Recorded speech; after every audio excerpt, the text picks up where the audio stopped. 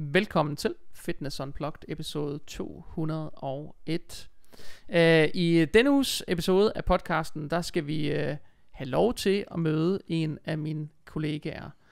Vi har sådan set mødt adskillige af dem i podcasten gennem tiden, og for ikke så forfærdeligt længe siden, så fik jeg en ny kollega ude i Powerhouse, som jo egentlig er en gammel IFBB, ikke legende, men hun er i hvert fald måske en af dem, der har stillet op mest på kvindesiden i Danmark. Og balladen med det er, at da jeg så hende første gang i gymmet, der nævnte jeg det for de andre, de var sådan, altså hvem fuck er det? Så det er måske et par dage siden, men jeg tror alligevel, at når vi finder ud af, hvem er dagens gæst, det ved I måske, jeg klikker på titlen til den her podcast, så ved I, at gæsten i dag, det er Ida Sefland, og dem af jer, som kan huske Ida Sefland, I vil også vide, at hun er måske en af dem, der har stillet op til flest IFBB Pro konkurrencer, i hvert fald sådan i nyere tid, inden for den samme årrække, og I er også en af dem, der har gjort det allerbedst i Women's Fysik gennem årene. Så Ida, velkommen til dig. Mange tak, Jacob. Ida, nu er vi kollegaer, og vi har også fundet ud af at bruge noget tid sammen en gang imellem, og sludre lidt, og spare lidt, og gøre nogle ting, så jeg er også sådan kommet lidt ind under huden, og så havde vi et møde for en uge, 2 siden, og så nævnte jeg, at jeg skulle lave det her, og så sagde du, det kunne bare være vildt sjovt, og på en og samme tid, så vidste jeg egentlig godt, at jeg ville spørge dig en dag, om hvordan kan vi få det her til at flaske sig, men jeg synes egentlig, det skulle være i det format, vi laver her, altså som lidt det, vi kalder en special edition. Vi laver det her, så det kommer på YouTube, og det kommer også på de almindelige audioplatforme. Det kommer også på YouTube, og det er ikke så tit, vi har den her mulighed for at lave den her setting, så da vi havde muligheden i dag, så passer det bare perfekt, og du vil gerne komme en tur til Sønderborg. Det er lige om hjørnet. Det er der overhovedet ikke lige om hjørnet. Så vi sidder igen. Dem, der har set de 2 forgangne episoder, vi sidder i det her værelse, som har nogle gardiner, der ligner noget, de er taget ud af sådan en adult-only movie. Vi kan ikke helt finde ud af, hvornår de er fra, men de er gamle. Og det er sådan rigtig sådan tyk vævet stof, og i lilla med blomster på. Men det er godt nok, for det er faktisk okay herinde, og det virker hyggeligt på en eller anden måde, ikke? Det med alle de her lamper. Ja. Hvad synes du om det, Ida? Og få lov til at komme med i tv, det var det, du bildte dine børn ind, da du sagde til dem. Jamen, nu har jeg taget børnene med, og jeg må jo prøve at sælge den ind med et eller andet, der lyder lidt vigtigt til. Det bliver noget med en masse kameraer, og det er ligesom at komme i fjernsynet. Let's go, mom. Okay. Så de sidder inde i Spanien med deres tegnefilm. Ja, det lyder åndssvagt, at jeg har en spag. Og jeg har booket den her junior suite, jeg fortæller om det for 2 afsnit siden, fordi det virker sådan lidt flot at tage til et bodybuilding show med atleter, og så er det mig som træner, der booker en suite. Men da jeg skulle booke de her værelser, så havde jeg muligheden mellem at booke et almindeligt værelse, og så kunne jeg booke en junior suite. Og forskellen, det var 300 kroner, så det var bare sådan, for en weekend, det er 150 i døgnet. Så det var den nemmeste manøvre at sige, ja tak, og så book Jakob til at komme og sige, hey, vi skal lave podcast den her dag, når jeg kommer tilbage fra første stævnedag, så gør vi det der, så passer det ind imellem check-ins, og så er der skal nok være en masse spændende gæster. Vi kan lave noget med, om ikke andet, så laver vi noget med nogle af de atleter, der er dernede. Og det, indtil videre, så er der i hvert fald 2 afsnit i banken. Nu er det afsnit nummer 3. Klokken er lidt over 8 om aftenen. Du er Ida. Vældig produktiv. Vi skal lave et eller andet, jo. Det er godt. Jamen Ida, prøv at jeg blev sådan en lille smule chokeret, da jeg havde kollegaer, som ikke vidste, hvem du var. Og ikke fordi jeg selv er sådan en fanboy med sådan noget der. Men måske er jeg bare gammel nok til at huske det, at dengang du blev pro, og du kom fra DBFF og vandt Europamesterskab i Women's Fysik, og sådan, det var ret stort, fordi der skete aldrig dengang. Det var før, man kunne få et pro-kort alle steder, ikke? Ja. Det, tak, fordi du hjælper mig med at huske det, fordi det var også det fyldte jo alting på det tidspunkt for mig, men også når jeg kom omkring, altså det var sådan, når jeg var nede at handle, så vidste folk, hvem jeg var, fordi kvæg Europamesterskabet havde jeg fået mulighed for at komme i TV2 og DR på de bedste sendetider, og der var en hel masse hype, og sociale medier var relativt nyt. Altså det er virkelig lang tid siden. Det er så lang tid siden, at Facebook det var hot, og alt andet der det var et par stykker på Facebook. Ja. Så på den måde, så var det jo en anden tid. Og man kan så sige, at sporten var ikke så udbredt dengang, som den er nu. Så det var også en rare case, det her med at stille sig op på scenen som atlet. Og det er der mange flere, der gør i dag. Så folk kendte ikke sporten, men kom til at lære sporten og kende også igennem mig, fordi jeg lige pludselig havde nogle af de her mere sådan almindelige sendetider i de her populære aftenshows-programmer. Og Godmorgen Danmark, ja. Og det var måske også det der med, at du sådan, jeg vil ikke sige, du blev måske, jeg tror lidt, der var sådan en fase også, hvor du blev sådan lidt poster girl for det. Ja, for sporten. For sporten herhjemme, Ja, ikke? Fordi det der kan har man jo godt været sige. nogle stykker før dig, som er blevet pro, og som nåede lidt ud over stepperne. Helle Nielsen, som er blevet til Helle Trevino, for eksempel, som jo er, hun er flere gange verdensmester, og hun blev 2 eller 3 til Miss Olympia sidste år, og sådan, og hun er Altså ikke ultimativt jo, altså på atletniveau opnået langt mere, end jeg har. meget mere end nogen og større, af dem altså har. med større navn. Ja. Men også forlod Danmark. Jeg var også væk og var i USA, men hun ligesom forlod jo virkelig Danmark og er blevet en amerikansk atlet på mange måder. Lige ikke? præcis. På mange måder det- konverteret til at være amerikansk. Men jeg tror selv dengang, tror jeg ikke, der var ret mange, der kunne identificere sig med det der. Nej. Og faktisk min oplevelse er, at jeg kender hende jo. Og har haft hende på podcasten flere gange, og hun er super sød og sådan noget. Der er bare ikke ret mange, der for det første ved, hvem hun er, eller kan identificere sig med hende, til trods for, at hun er pæredansk. Og godt nok bor i LA det meste af tiden. Men hun er pæredansk, og hun har lavet nogle ret gode resultater. Og der var flere sådan i den tid omkring dig, som også sådan var oppe i vælten. Christina Dybdahl blev også pro noget nær samme tid. Peter Lerman prøvede virkelig hårdt omkring samme tid, og nåede også virkelig langt til Arnold Classic og nogle af de der ting. Men du er sådan en af de få, som sådan slog igennem på den måde, før man bare kunne få et pro-kort ved 2 årlige nationale shows. Det lyder vildt, men dengang der kunne man få det, hvis man vandt en overall til EM eller VM, ikke? Jo, så det var også, det var en anden måde at være i sporten på, kan man sige, dengang. Altså alting tæller, og man kan sige, nu nævner selv Christine Dybdahl eller Pelle Lerman, det er jo dem, der har lært mig sporten at kende. Så hvorfor er det mig, der lige får i en periode med noget opmærksomhed? Det er jo også nogle tilfældigheder, tror jeg, der spiller ind. Fordi guderne skal vide, at de på fysikken og altså på det sportslige, der er det jo ikke noget at gøre med, at jeg på nogen måde har været bedre end hverken en eller anden. Altså dem, du nævner der, vel? Så der var bare ikke ret mange andre, som på den tid var sådan i nærheden af det niveau. Og det er jo ikke fordi der er noget galt med mange af de andre atleter, der har været, men jo i høj grad et spørgsmål om, at mange af de her atleter, som jeg beklager, hvis jeg er sådan lidt, men det er fordi vi har lige nogle børn i baggrunden, som lige sådan er ved at teste, om en rode den kan tåle, at man slår på den. Men dengang var der bare ikke ret mange atleter, som sådan på den måde gjorde sig bemærket, og jeg tror, der var noget i det der med måske også at se meget skandinavisk ud. Altså kom med de her, ikke om du har blå eller grønne øjne, men det er også en meget skandinavisk look, og det lyshår og alle de der ting, ikke også? Jeg kunne i hvert fald, jeg kunne mærke lige snart jeg kom til USA og skulle til at finde ud af at konkurrere med The Real Pros, altså niveauet er super højt. Og det blev en af de ting, som jeg også blev kendt for, og der blev, altså jeg var imponeret over at læse de fine artikler, der blev skrevet i de populære magasiner omkring mig, hvor det blev fremhævet netop her. Hey, her har vi noget, der ligner pure Scandinavian, fresh and healthy. Så der var også noget i den måde, at looket blev præsenteret på, som talte ind i en tid, hvor det måske også var tiltrængt. Fordi hvis man kender sporten godt, vil man vide, at bodybuilding også er en endnu hårdere kategori at være i end women's fysik. Når noget er hårdt og krævende, så tager det også flere kræfter og ressourcer for kroppen, og man ser simpelthen mere slidt ud. Så det var også en del af det look, som jeg kunne bringe. Ja. Og det tidspunkt, hvor du ligesom faldt ind i det der women's fysik, det var også nyt. Jeg ved faktisk ikke, om det var et af de første år, klassen den fandtes. Ja, ikke engang, den har så været der måske på pro tidligere, fordi de startede med den i USA, inden vi introducerede den i Europa. Ja, men havde den været som på amatørniveau? Det var den første amatør, der rullede ud i hvert fald i Europa. Ja. Havde du noget at stille op til et nationalt mesterskab i women's fysik? Nej, for jeg havde været i classic bodybuilding før. Ja. Fordi der ikke var women's fysik. Og så krydsede du over den vej? Så krydsede jeg over, fordi man aflyste, kan man sige. Man afviklede classic bodybuilding og introducerede den her nye kategori fra USA, women's fysik. Det virkede sådan set var godt, fordi i classic bodybuilding er det her med højde og vægt, og det var super svært for mig at klemme mig ind i min vægtklasse. Så jeg fik lidt space til at udvikle mig som atlet. Ja.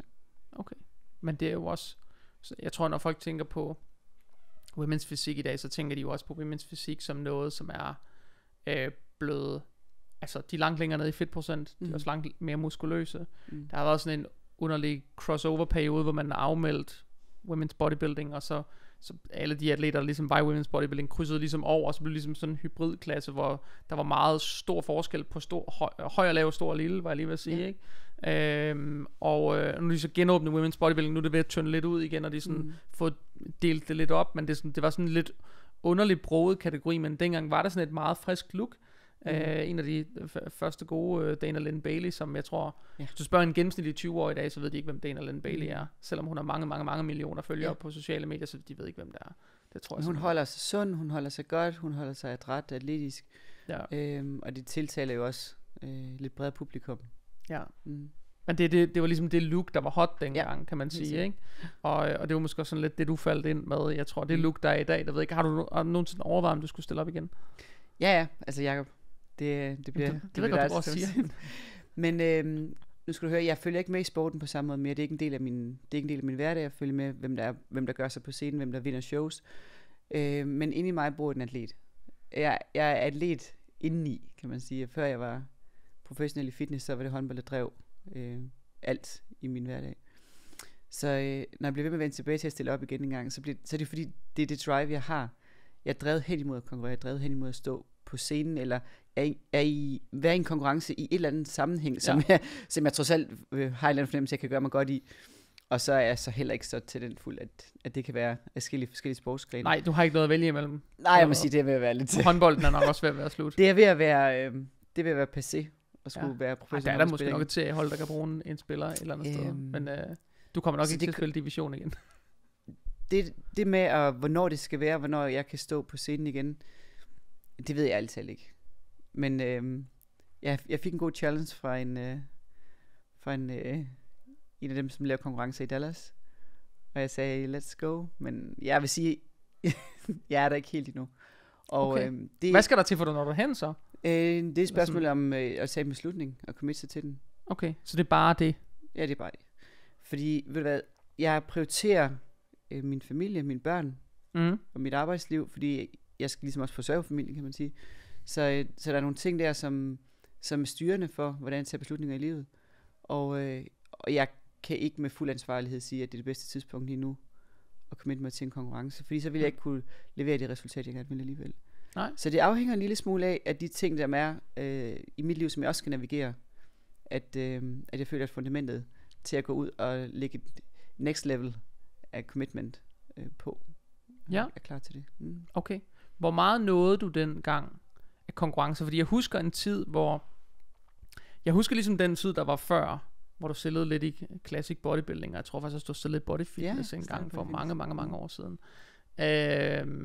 Den tid kan jeg huske, altså fordi jeg har jo selv været til de stævner der, altså, det er måske tæt, eller så er du stillet op i lige årene før, eller sådan, men det er sådan den samme æra, og så er det der women's fysik kommet, og så lige pludselig ud af det blå, så blev du pro, og så var du meget i udlandet, og var rigtig meget i USA, og rigtig mange konkurrencer. Og en ting, som jeg ved, jeg har sagt til dig, det er, at du har mange konkurrencer med mange forskellige looks. Altså, du kommer aldrig sådan rigtig med noget, hvor du bevæger dig i en retning. Du kom med nogle meget forskellige looks. Så hvor meget nåede du dengang? Hvor mange konkurrencer? Ja. Jeg har ingen anelse. Ingen anelse? Du stillede op til meget engang? Vi har stillet op til alt. Altså, det var jo 3 år i træk med alle de konkurrencer, jeg kunne finde næsten. Altså, og så heller ikke helt vel, for jeg skulle også hjem til Danmark en gang imellem. Men når jeg ligesom var i gang, så tog jeg så mange jeg kunne i træk, hvilket på godt og ondt spiller ind. Det gør jo, at man er aktuel. Man viser, hvem man er. Consistency kommer i form af, at man dukker op. Men consistency i forhold til look, og hvad man kan bringe, er ikke det samme. Der er en grund til, at dem stiller til Mr. Olympia, de stiller 1 gang om året. Fordi det kræver et kæmpe forarbejde at nå sit peak. Men det er et andet game for kvinder. Det er nogle andre ting, det handler om. Det handler også om at få et navn. Det handler om at blive etableret. Det handler om at blive kendt for bare at være en, der dukker op. Og det fik jeg fat i. Og det gjorde så også, at jeg kunne få sponsorer. Det gjorde, at jeg kunne leve det på den gode måde, kan man sige. Jeg havde svært ved at nå topplaceringerne i USA. Jeg skulle sige, hvor højt nåede du? Hvad er din bedste placering derovre? Jeg tror, det var en 4. plads, som jeg var den bedste. Jeg fik en 6. plads i Shreveport, sådan en meget lille lokal konkurrence, hvor jeg faktisk følte, at jeg nærmest skulle have vundet, ikke? Altså, men stadigvæk må bare se sig tilfreds med det, som er. Så det var ikke de der, du ved, det var ikke trofæerne længere. Nej. Det handlede om førsteplads. Jo, det ville man gerne have, men det var ligesom for svært. De som om toppen var allerede færdet væk. Det var nærmest allerede, man vidste godt, hvem der var. Det var lidt givet på forhånd, måske. Ja, det var det. Og jeg skal ikke sige, at det var politik og penge, der styrer det hele, men tæt på. Og det er også fint nok. Altså, it's the name of the game. Der er stadig plads til en sportslig performance. Hvis du virkelig kommer og har et overbevisende look, så er der ikke nogen, der kan se bort fra det. Dem jeg stod på scenen med, de var så dygtige, at jeg kunne komme ind bare og slå dem på det alene. Det var derfor, du ved, komme ofte, vise du har et navn, vise consistency, kende de rigtige mennesker, være på de rigtige konkurrencer på de tidspunkter også. Nogle gange lade være med at tage det over til den konkurrence, hvis du ved, at Daniel Bailey kommer, og det er hende, der er den lige nu, det er hende, der løber med sejren, så er det måske ikke lige den. Altså, så vælger man faktisk lidt strategisk i starten, udenom at stå mod de hårdeste konkurrenter, for at få din placering lidt op. Det er nok også sundt nok. Jeg tror, det game, der var dengang, nu var det ikke så social mediepræget dengang. Som jeg siger, Facebook, det var måske meget hot. Men altså Instagram for 10 år siden, det var jo sådan kun lige ved at vinde indpas. Og man skal jo huske, at okay, du var ikke pro for 10 år siden, du blev pro lidt senere, ikke? Men den periode der, det har måske lige været der, hvor Instagram sådan begyndte at vinde lidt indpas.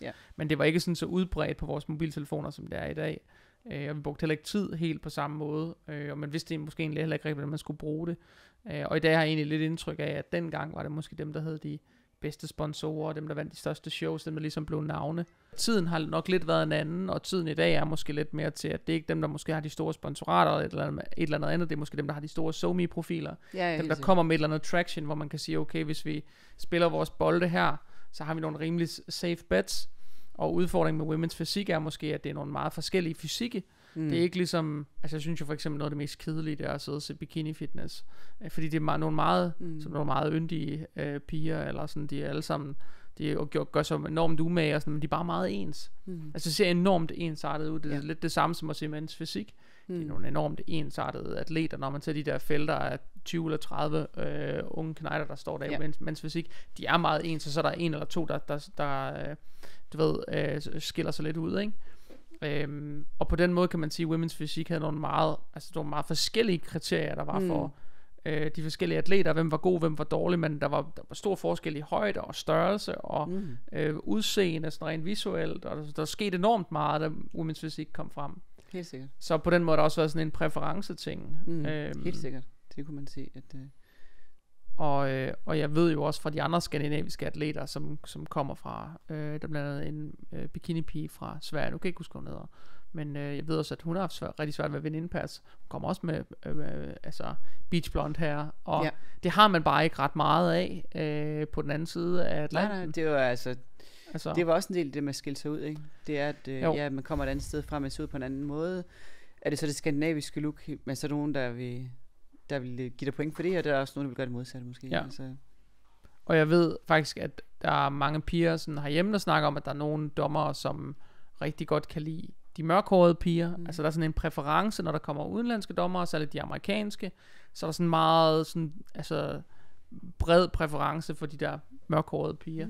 Med de mørke øjne og alle de der ting, og der er bare noget at sige, når man kommer til Skandinavien, altså så ser man ikke ret mange af dem. Altså så det er bare ikke sådan, de ser ud, vel? Ja.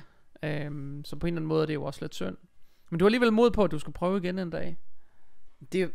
Altså jeg er fuldstændig ligeglad med, hvad det er for en konkurrence, og hvad det er for nogle. Så det er mere for det at konkurrere igen, eller hvad? Det er hele den proces, at skulle gå imod et mål, som ikke bliver fuldt. Altså det er uden sammenligning noget af det fedeste for mig. Det passer til min personlighed. Så it's the grind, it's the gym, it's the diet. Det er udfordringen. Okay. Ja. Så du stoppede i 18? Med at gå på scenen? Ja, 19? Hvornår har du været på sidst? Jeg fik mit første barn i 17. Du fik dit første barn i 17, så hvornår stoppede du? Stoppede du i 16? Ja. Så sidste show har været i 16? Hvad har det været? Arnold? Ja. Hvordan gik det? Jamen jeg blev placeret midt i feltet et eller andet sted. Men for mig var det var en invite-only konkurrence. Jeg var glad for at være med. Det var et fedt show. Placeringen, det var ikke, altså, det var ikke noget at råbe hurra for. Men oplevelsen var fed. Okay, så du sluttede til Arnold Classic i sin tid i 2016? Ja. Og havde en fed oplevelse. Og vidste også godt, at nu skal jeg lige lave noget andet. Okay. Ja. Så nu har du fået 3 unger? Mm-hmm. Ja. Og lever et lidt andet liv? Det må man sige. Hvad synes de om, at når de står nede i børnehaven og skolen, at så mor hun har nogle lidt større overarm end de andre mødre? Jeg tror, ligesom alle mulige andre børn, synes de, at de har de sejeste forældre. Så det tænker de, har de aldrig spurgt dig, hvad det handler om? Jo, men de er jo tit med at træne. De ved alt om, hvad det handler om. Okay. Altså, de er da også søde til at sige, at min mor er sej, min mor er stærk, og god til håndbold, god til at træne. Men det er jo ikke det, jeg går er god til sammen med dem. Så heldigvis er det ikke det, de identificerer mig mest med. Så vi har måske været en forlidt erklæring i alle de andre ting, som er vigtige i en forældrerolle. Så jo, for mig, for dem er det jo bare naturligt. Det er jo naturligt, at vi dyrker sport. Det er naturligt, at vi er aktive. Det er naturligt, at det, jeg laver, det de er med til. Altså, der på den måde ved de, hvad det er, der betyder noget for mig. Det, jeg engagerer mig i, er de også en del af. Alright. Hvad er sådan dit nye take på den måde, tingene kører på? Altså, fordi dengang du, som vi startede med at sige, at dengang du blev pro, der blev du pro i et klima, eller konkurrencemæssigt klima, som jo var sindssygt meget anderledes end det er i dag. Og i dag er det spredt på mange forskellige forbund, og folk kan næsten ikke finde ud af, hvis de stiller op til det her, de er så kvalificeret til det næste, og stille op hele tiden, og det bliver også meget nemt også at få de her pro-kort. Ja. Altså, man kan sige meget om det, og der er mange, der siger, at det passer jo ikke, at det er nemt, og der er nogen, der stiller op hele tiden og aldrig får det. Og så kan man vente om at sige, at der er nogen, der uanset hvor mange gange de stiller op, så kommer de aldrig til at få det. Men der er jo alt andet lige langt fra en tid, hvor man, altså som nationalmester i Danmark, fik man ikke en pro-licens. Selv hvis man havde vundet en overall, man fik ikke en pro-licens. Jeg tror faktisk, Storbritannien var et af de eneste lande, hvor de delte en pro-licens ud til overall-vinderne i bodybuilding, og det var det. That's it. Så for de fleste europæiske lande, så har man skulle rejse til EM eller VM, som sandsynligvis alle sammen har været i Santa Susana i Spanien, ikke? Og så har man stået dernede på i hjembyen for Rafael Santonia, ikke? Også, og hans forbund der, og så har han arrangeret det der EM og VM, og så kunne man komme fra hele Europa, og det har været godt. Og hvis man så 7. i 13 var så heldig ikke bare at vinde sin klasse og få en overall, så kunne man, tror jeg dengang, ansøge, er det korrekt, om at blive pro? Er det sådan, det var? Man fik vel ikke bare automatisk en pro-licens? Det var en proces, hvor det var i hvert fald sådan, som jeg oplevede det dengang for mig, at på den anden side at have vundet den her overall, og være sådan blown away, og at det kunne lade sig gøre, og alt det fantastiske var ved at stå der med trofæet, så blev det nævnt, at nu på baggrund af din status med den her sejr, har du mulighed for at blive optaget i den professionelle liga. Så jeg sådan, jeg tror ikke, jeg forstod halvdelen af, hvad der foregik, men det danske forbund skulle tage sig af det i kommunikation med det professionelle forbund. Okay, så de skulle tage sig af og lave den ansøgning og bede om at få en licens til dig. Og der skulle jo dokumenteres, at min niveau var højt nok. Og jeg havde en overall. Det var det, der ligesom gjorde, at nu har vi et incitament for at få en pro-atlet, ikke? Ja. Og forud for det var der så, vinder en egen klasse i Europamesterskabet. Jeg havde også en overall for Nordisk Mesterskab og vundet min egen klasse. Og så der var sådan lidt track record her at komme med, ikke? Ja. Og så var det en stor ære at få tildelt et pro-kort.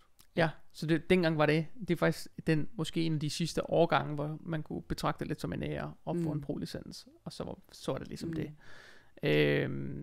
Fordi det er jo sådan, det er sådan jeg tænker på det i hvert fald, som om at det er meget forskelligt fra det vi kender i dag.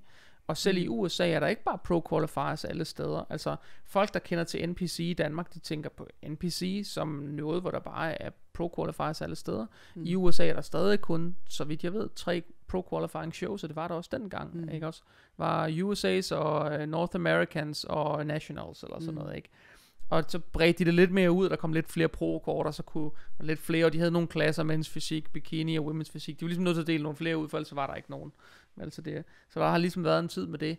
Men der er stadig meget langt fra det klima dengang, og så til det, der sker nu.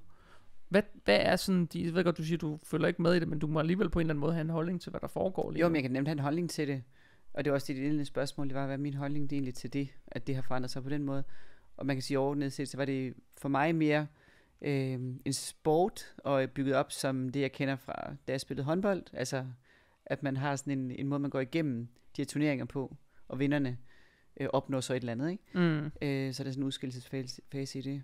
Og det klima, som du kalder det, som vi ser i dag i miljøet omkring sporten i dag, er jo mere kommercielt. Så det er jo ikke svært at gennemskue, at det er en forretning. Nej. Og man skal bare vide det, og som atlet, at man går ind i det her, som er mere et kommercielt setup, end det er en sport, hvor det bliver performance, og det du leverer, som afgør, hvor du står henne. Det bliver det, der er blevet mindre af, ikke? Hvad kan man sige om det? Jamen, det gør jo, at sporten kan vokse. Og der er flere penge måske, og der er plads til flere atleter. Jeg personligt vil synes, det vil være sværere at opleve mig selv som atlet på de præmisser. For jeg ved mere af det, som er den sportslige performance, kommer til at betyde noget. Fordi vi kommer til at opleve i forhold til, hvem der når toppen. Absolut. Og det kan jeg da mærke som, altså atleten i mig, har det svært med. Men det vigtigste for mig er sådan at sige, det er, så længe man ved, hvad man går ind til, it's the name of the game, så kan man jo vælge det til og fra allerede fra start af. Ikke? Så, absolut. Ja.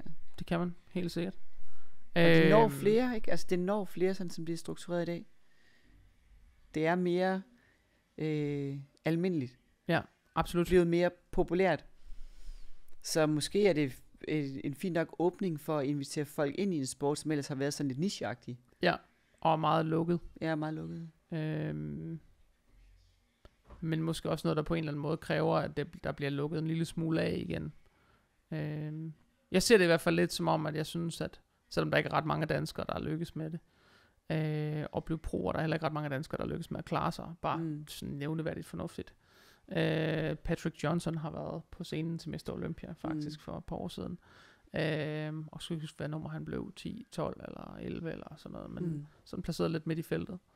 Stine Hansen har været kvalificeret sig et par gange til Miss Olympia i bikini fitness, ikke? Men jo ikke fået en placering på den måde med medaljer og i den stil der vel, altså så der er mange som ligesom sådan begynder at sådan tage det næste spadestik, og så er der ligesom ikke sket mere, men kigger man på den samlede population af dem, som er blevet pro for de sidste par år, så er det jo et fortal, som sådan ægte har været ude at lave en placering, eller har været bare i USA og stille op, altså så er det mange af de her pro-shows, der pludselig dukker op i Europa, hvor så rejser de lidt rundt der, håber på, der sker et eller andet, og skulle der måske ske noget, så kan vi rejse over. Så det er sådan lidt en anden tid på en eller anden måde. Man kan sige, hvis du vil i gang igen, så er det jo sådan set lige meget, hvordan det har ændret sig, fordi det er bare som det er. Yeah. Men gør du der nogle tanker om det der med, hvad er det for en attitude, man så skal have udad til, hvis man vil gøre det igen, eller er det 100% bare, så vil du gøre det for at konkurrere, så er du sådan set ligeglad med alt det der udenomspolitik? Mig konkurrere igen bliver uden at skille til, hvad sporten den står for i dag, hvordan det fungerer, hvordan politikken og økonomien er omkring det. Ja. Og af den grund alene, at for mig er det nu en konkurrence med mig selv. Okay, spændende. Det er en konkurrence med mig mod mig. Jeg kunne da godt lige tænke mig at tage den på pro-niveau, men jeg kunne jo sådan set tage den i mange andre settings, kan du sige. Der er bare noget ved det her med at træde ind i en arena, hvor det virkelig gælder. Hvor der er meget på spil. Ja. Stakes are high. Men du vil ikke have lyst til at gøre det på pro-niveau så, eller hvad? Jo, bestemt. Det jeg vil sige, det er der, jeg træder ind. Men om det så er så sportsligt, som det har været, eller om det er mere kommercielt, det vil jeg vise et indifferent over for, fordi jeg ved, jeg er i konkurrencen der med mig selv. Ja. Altså det er det primære.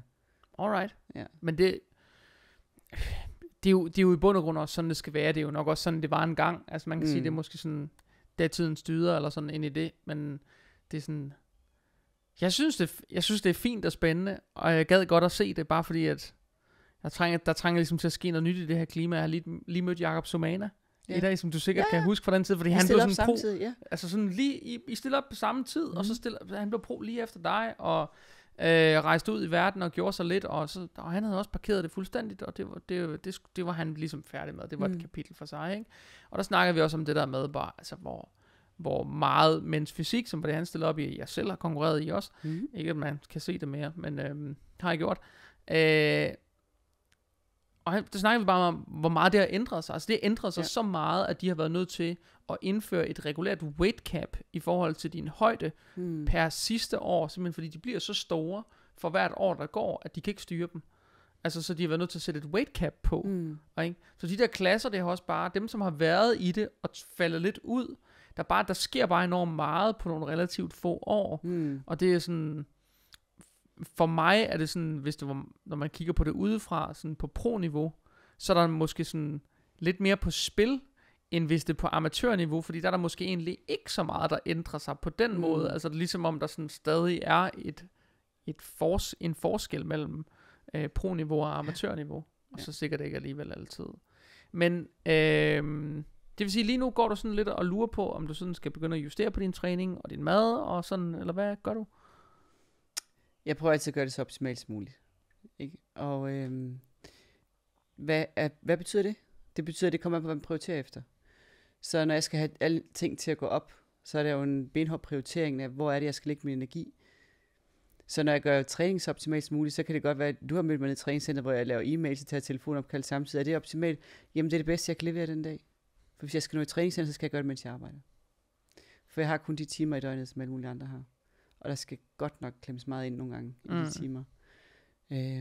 Så det er den måde, det kan være på. Altså, jeg formår at holde mig i sindssygt god form.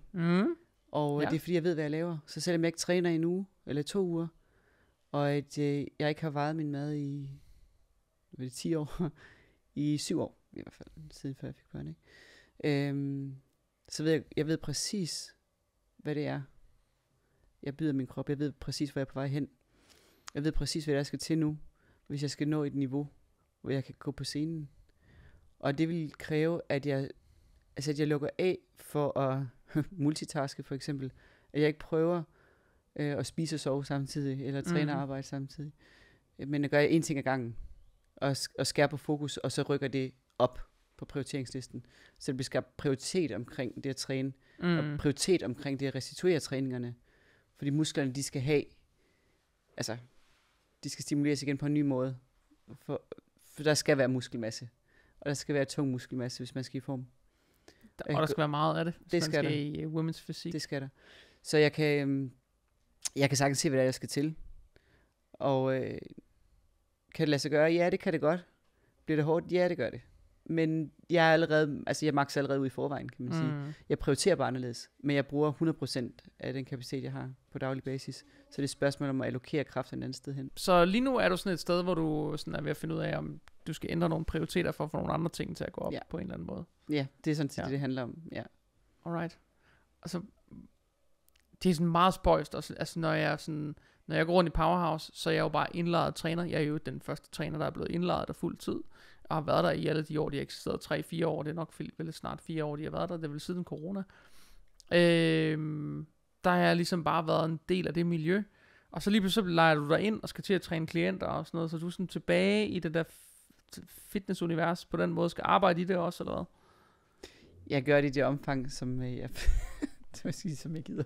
Som du gider. Men nej, for mig giver det ikke mening, at skulle lukke døren helt for at have klienter i Danmark. Men jeg har bare haft et andet marked. Jeg har haft et andet segment, og de har primært været i udlandet. Ja. Og jeg har nogle få i Danmark, som passer ind i det segment. Og så er det Powerhouse, vi er i, når det er. Det er også tæt på. At vi er sammen. Hvor du bor? Det er tæt på, hvor jeg bor. Det er tæt på, hvor du bor nu. Så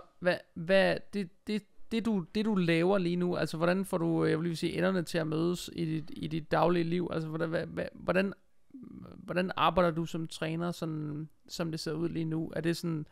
Er det klassisk med, det ved jeg jo godt, det ikke er, så nu kan jeg lade være med at stille et ledende spørgsmål, men hvad, den måde du arbejder på lige nu, er jo, som jeg ser det, noget mere, jeg ved ikke, hvad jeg vil sige ekstravagant, men det er i hvert fald til et andet publikum, end det den gennemsnitlige træner herhjemme, de ser ofte, ikke? Den gennemsnitlige træner herhjemme, de sælger jo et eller andet her fra Danmark Fitness, som alle kan eje og få, og som koster et eller andet overskueligt beløb per måned, og så er det, og så er de relativt mange af den slags klienter, hvor du griber det an på en lidt anden måde. Jeg har prøvet at lægge mig et sted, hvor det giver allermest værdi for kunderne, og allermest værdi for mig. Hvor ligesom når du har arbejdet med atleter, der er grænser for, hvor mange atleter du kan tage med til en konkurrence og sørge for, at de får den ypperste hjælp af dig, og når de resultater, de skal. Så jeg må også bare kende, hvis jeg skal give folk den hjælp, som de allermest fortjener, og som virkelig rykker noget, så kan jeg ikke have alt for mange. Nej. Så jeg kan have de få. Og de få bliver nødt til at betale det mere. Altså det er jo så, kan man sige, business casen i det. Min opgave er at kunne skabe værdi. Fordi der er aldrig noget produkt, der er det værd, hvis ikke at value is greater than the money they pay. Så jeg er nødt til at prioritere os, og virkelig at stille op for de folk, som køber ind på mig, og komme ind og lave et rigtig personligt forløb. Og det meste af tiden foregår det online, og de siger sig selv, det giver heller ikke mening, at jeg skal nødvendigvis holde folk i hånden gennem deres dagligdag, eller deres træninger. Det kan så være, det er mig, der booker en træner til dem, hvis ikke de selv har adgang til nogen. Men jeg har at gøre med folk, som skal navigere rigtig mange store ansvarsområder på samme tid, og prøve at holde sig sunde og raske samtidig. Så hvis man er virksomhedsejer, eller ansat i en høj stilling, hvor der er mange beslutninger på ens skuldre, der er et familieliv, der også skal navigeres, så bliver det at købe konsulenthjælp vældig populært. Ja. Så du har nu et team, du kan allokere nogle beslutninger til, eller nogle, som kan varetage områder af dit liv. Det kan være juridisk eller regnskabsmæssigt, det kan så også være helbredsmæssigt. Ja. Og der kan man købe ind på mig, og så sørger jeg for, at det område af livet, det bliver administreret efter bedste evne. Ja. Så hvad er det for nogle klienter, du har lige nu? Altså jeg kender det jo lidt, fordi jeg er jo selv lidt der, hvor jeg har jo også, for det første, jeg laver ikke meget af det der billig online coaching. Det er en ganske, det ligger noget ude for min periferi.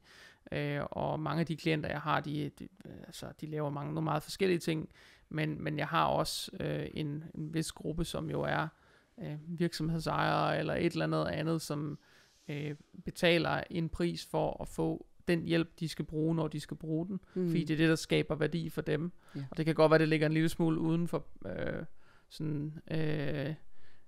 hvad der kan lade sig gøre for menigmand, men man skal jo så bare huske, at der var en af mine kunder, der sagde til mig, så sagde han, prøv at høre, når jeg ringer til min gartner, så betaler jeg et eller andet per time, men jeg tjener hans timeløn ind på nogle få minutter, så det giver kun mening for mig at gøre det, fordi det trade-off, det er så stort. Og hver gang man har med nogle af dem, der er at gøre, så det er jo ikke et spørgsmål om, at de sviner om sig med penge, men det er faktisk måske mere et spørgsmål om, at de siger, prøv, jeg har kun den her tid, den skal jeg bruge effektivt, så den kan få skabt værdi ind i det space på en eller anden måde. Så de kunder, du har med at gøre, du siger, du har ikke så mange i Danmark, så hvor er dine kunder henne? De er rundt i store byer i Europa. Okay, primært. Så du rejser rundt? Jeg rejser rundt, og ikke for ofte, og helst ikke mere nu, hvor børnene er 100% med mig. Og det er også noget, der gør, at jeg bliver nødt til at kigge indad og se, hvordan jeg prioriterer min tid, og hvor er det, jeg er henne. Fordi jeg skal være der, hvor jeg giver mest værdi. Og der er de altså øverst på min prioriteringsliste. Sådan er det bare.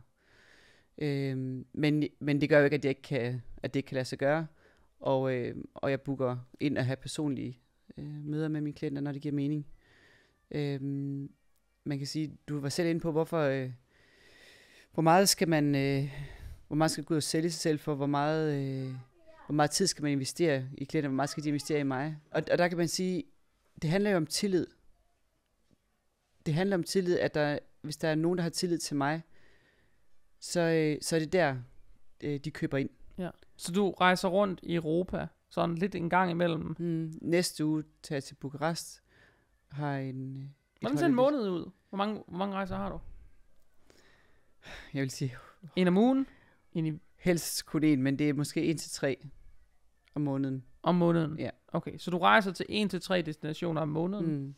Ud for at besøge nogle klienter, når de synes, de kan passe det ind. Hvad gør du så for dem? Vi bliver nødt til at bare kode ned og så lave en workshop-dag. Vi kører alting igennem, alt hvad der er relevant. Vi har hands-on i gym. Hvad skal justeres? Jeg bliver nødt til at se, hvor de er henne med deres form, og hvad fungerer ikke. Og nogle er mere på atletniveau, andre de er mere på helbred. Ikke? Altså det er ikke så vigtigt, præcis hvordan de ser ud. De skal ikke til nogen konkurrence eller noget af den stil. Men det kan være, at de står over for at skulle have nogle vigtige events. Det kan være, at der er pres på i virksomheden. Og på den måde skal levere helt vildt meget. Og de står for at skulle have en masse udlandsrejser. De skal have navigeret, hvordan de får det rigtige setup arrangeret. Vi skal måske nogle gange, og det kommer lidt i fase, hvor avanceret skal det være i forhold til træning. Jamen, hvis vi har fået lavet et godt forløb, hvor det fungerer i dagligdagen med en god setup på styrketræning, men du står for at skulle ud og rejse et halvt, og du har ikke adgang til gym på samme måde, Hvad er det for noget træning, vi skal kunne? Hvad er det for nogle teknikker, jeg skal ind og arbejde med dem sammen med, så de kan vedligeholde en form og en udvikling? Vi skal arbejde med energi, og energi lyder på den måde også sådan lidt fluffy. Men kig på den enkelte klient. Hvad er det, de skal kunne performe i deres hverdag? Hvad er det vigtigt for dem? Er det arbejdsmæssigt, familiemæssigt eller sportsmæssigt? Jeg skal sørge for, at de rammer maksimal energi i deres hverdag. Så vi har ikke nødvendigvis en dag, vi peaker. Vi kan godt have det sådan, at det skal være peak hver dag. Ja. Og hvordan holder man folk oppe og på max performance hver dag? Ja. Det kan man ikke. Der er aldrig nogen, der performer max hver dag. Nej. Der er mange, der prøver, men der er aldrig nogen, der gør det. Det kan man ikke. Så det er meget individuelt. Og det er meget individuelt, hvad det er, der er behov for, og hvad det er, jeg skal kunne. Men det kommer der egentlig for at lave sådan en, lad os kalde en hands-on workshop. Ja, fordi når vi ikke ses ofte, så er det der, man kan samle, ikke? Resten kan man klare online. Ja, lige præcis. Og det er også vigtigt med et personligt forhold. Det er vigtigt, at man har tillid til hinanden. Det er vigtigt, at man kender hinanden godt. Det er vigtigt, at man kan se hinanden i øjnene. Og man er inde og arbejde med noget, der er meget personligt. Så det har værdi. Det skal kunne være sådan. Ideelt vil jeg gerne kunne være mere i personlige møder med mine klienter. Men det kan sådan helt oprejst bare slet ikke lade sig gøre. Og det er heller ikke sikkert, at det er værdiskabende. Altså det kan det være. Det er det, vi prøver at ramme. Jeg prøver at ramme det så optimalt som muligt. Ja, jeg tror, det er som... Det er svært. Jeg har jo haft en tid, hvor jeg sådan insisterede meget på, at jeg ville have personlige møder med en eller anden form for frekvens med klienter, uanset niveau, fordi at, jeg mente, det var resultatskabende. Og det var resultatskabende, men det var også meget tydeligt, at der var stor forskel på, hvem der faktisk havde behovet, også om de fik noget ud af det. De fik altid noget ud af det, men det var bare ikke sikkert, at det nødvendigvis var nødvendigt. Altså ikke, det kunne sagtens have været noget, vi kunne have vendt 5 minutter over nogle e-mails, eller noget WhatsApp, eller noget et eller andet, ikke? Altså så nogle gange, så det der med, det kan også næsten blive for insisterende, at man vil have møder, og min egen praksis i dag er jo også, at dem jeg har møder med, det er nogen, hvor vi bliver enige om, at det er nødvendigt at have de her møder, fordi ellers så holder de sig enten ikke op på det, de skal, eller de har enormt brug for noget mere nærvær, eller noget et eller andet for, at de ligesom kan, jeg vil sige holde sig i skinnet, men så de lykkes med de ting, de skal, så de ligesom ved, at jeg skal arbejde frem mod det næste møde, eller den næste træning, eller det næste et eller andet, ikke? Ja. Så de fleste mennesker sætter jo pris på personlig interaktion, uanset hvad niveauet er. Så du rejser rundt til de her forretningsfolk, som det vel primært er i Europa, og servicerer dem, efter hvad de nu har brug for, og hjælper dem med at sådan komme på den rette sti hele tiden. Så helbred bliver, altså det går fra at være et ønske eller en dårlig samvittighed til en prioritet. Ja. Simpelthen. Ja. Det skal implementeres, ikke? Det skal ligesom fungere. Det skal ind og fungere i dagligdagen. Det skal ind og være nogle vaner omkring det. Nogle rutiner omkring det. Det skal være en del af det. At være, nu kan jeg quote unquote, succesfuld i livet. Det er, at man har en strategi for det. Så i konsulentverdenen vil du bare kalde mig en helbredsstrategiker. Altså jeg går ind og arbejder med den del af deres liv. Og så får en strategi op at stå for det. Og sørge for at hele tiden at justere på det, så det passer til den virkelighed, som de er i. Men det giver også kun mening. Selvfølgelig det giver også kun mening. Det skal vi jo alle sammen. Der er bare ikke ret mange i Danmark, der laver det stunt der. Altså der er ikke ret mange, der har taget den vej på det. Der er måske heller ikke ret mange, der har netværket til det. Og det er noget af det, som var sådan lidt...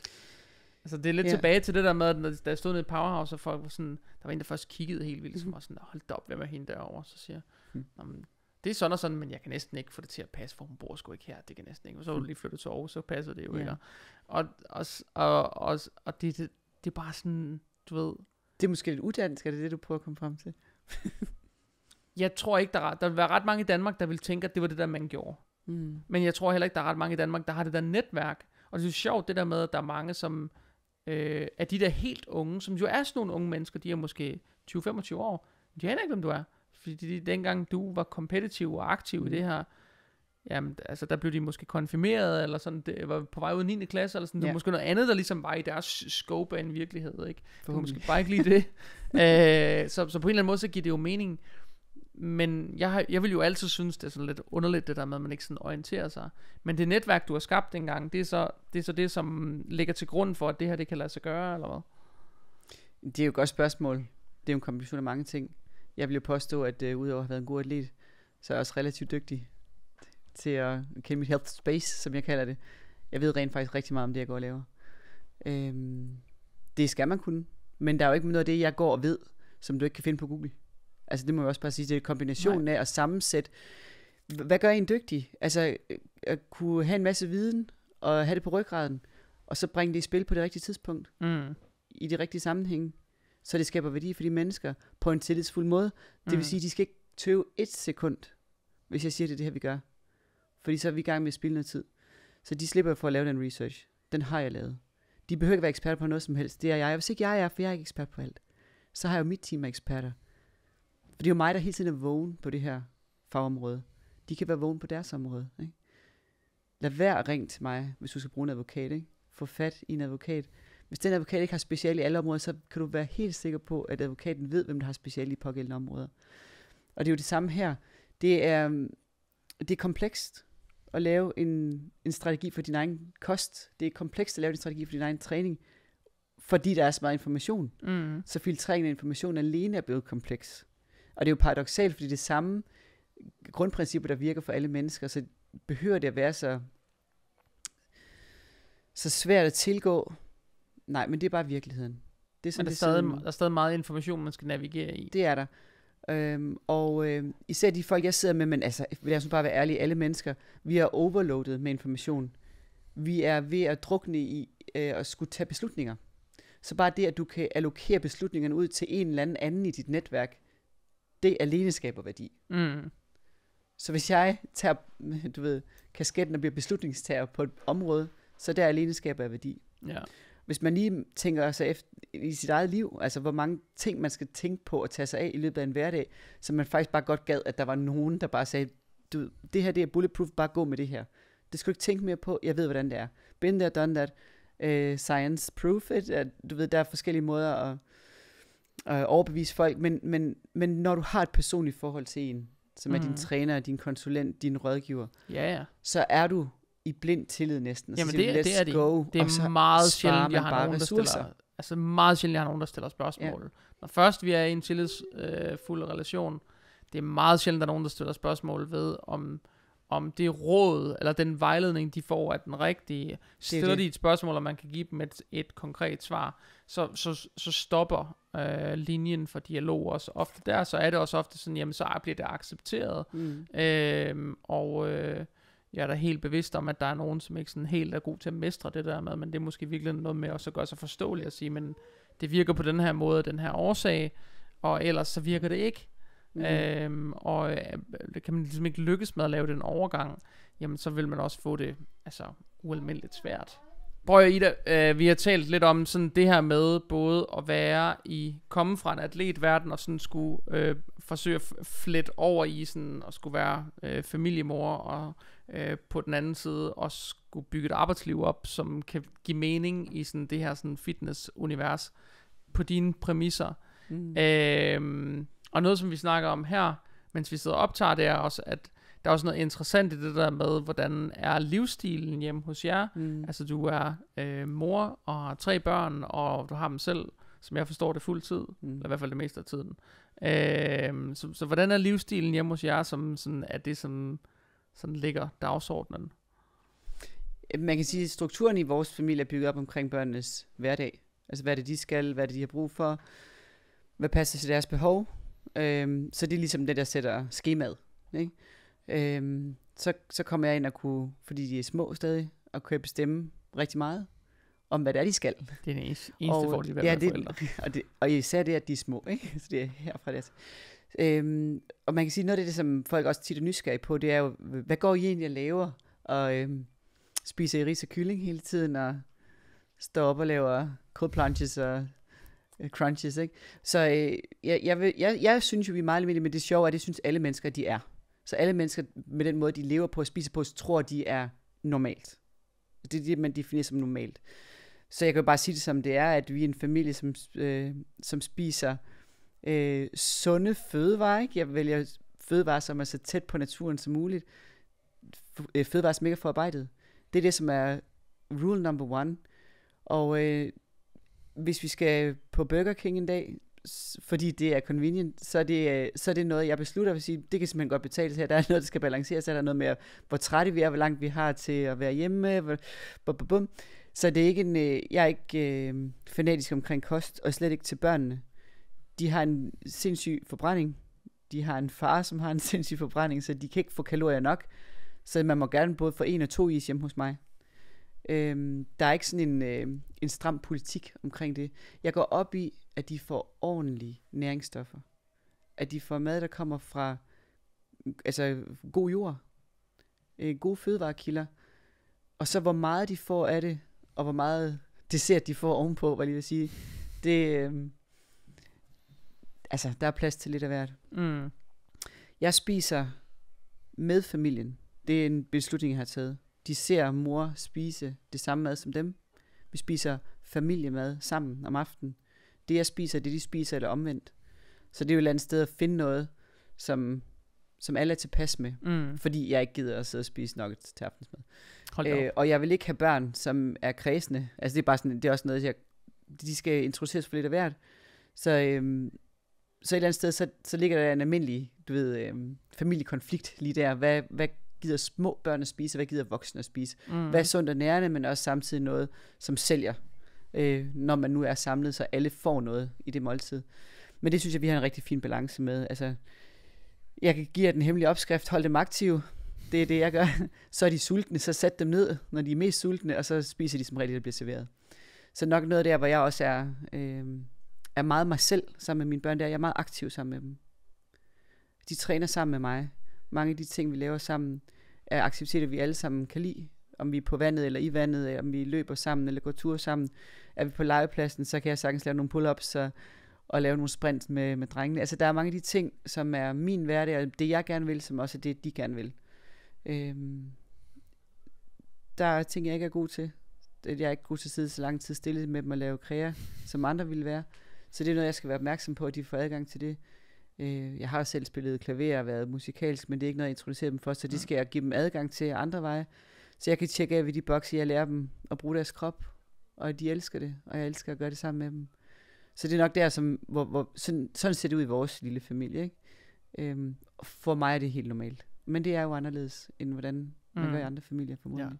Ja. Jeg tror, der er noget meget sådan, derhjemme er vi meget sådan, vi kommer sådan lidt fra hver vores, den der opdragelse med mad. Ja. Sådan, og jeg kan godt mærke, at jeg har brug for det. Det er faktisk noget, vi har haft dialog om, og jeg var sådan meget, jeg synes det er vigtigt, at mad ikke er forbundet med regler. Ja. Og så er det ikke for stramme regler, fordi regler eller for stramme restriktioner, det fører typisk til, at man gør det stik modsatte.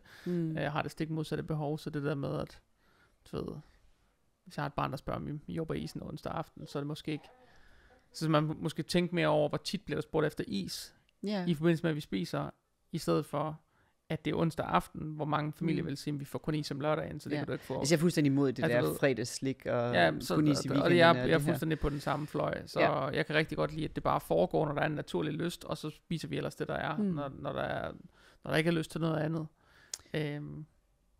Og det virker. Altså, det virker, det vil jeg også sige, det vil jeg påstå, det gør, men det kan også være en afvænning eller en tilvændingsfase, efter hvad man har gjort i en periode. Og jeg er ikke eksperten på det her område. Jeg kan tale ud fra egne erfaringer. Men min oplevelse er, at børn er født med en stærk intuition på, hvad det er, de har brug for. Den måde, de får brystmælk hos deres mor på, den måde, de tilgår ernæring efter behov, den er så fintunet. Og den skal vi slet ikke ind og pille ved. Vi skal give dem adgang til noget, som er næringsfyldt. Ligesom de fik, da de kom ud og havde adgang til modermælk, eller modermælkserstatning, som også er næringsfyldt. Og de vidste intuitivt, hvornår de havde brug for mere. Og sådan er det faktisk med mad. Stil noget næringsholdigt mad frem for børn. Giv dem nogle adgang til det. Så finder de deres vej til det, og de lærer at finde ud af, hvad de har brug for. Jeg kan mærke det på mine, fordi jeg også er observant omkring det, det er også noget, der interesserer mig, at om de har brug for salt eller sødt, noget let eller noget tungt, det har de en helt fin fornemmelse af. Så jeg har aldrig behøvet at pushe grøntsager. De har bare lyst til det. De har lyst til noget, der er lidt frisk, noget, der snakker lidt, og noget, der er lidt mere let. Og så er det det, de vælger. Men andre dage vælger de det ikke så meget. Så er det noget andet, de har brug for. Så. Det er fint. Alright. Jamen, Ida, jeg tror, vi holder her. Vi kan lave en part 2 en eller anden dag. Det kommer der også sikkert et helt naturligt tidspunkt for. Hvis du skulle give et godt råd, nu har vi snakket meget om det her med familieliv til sidst, og vi har snakket meget om det her med sådan kompetitivt liv, og der er også sådan lidt karriere, der blander sig ind imellem. Men nu sidder vi jo faktisk i Sønderborg af alle steder. Der er åbne danske mesterskaber i naturlig bodybuilding af alt i verden. Det foregår i Sønderborg, det gør det hver eneste år. Og det er et meget velafviklet stævne, men hvis du skulle give et godt råd til nogen, der tænker, de kunne godt tænke sig at kaste sig lidt i kast med det her med at være fysikatleter på en eller anden måde, altså konkurrere med sin krop.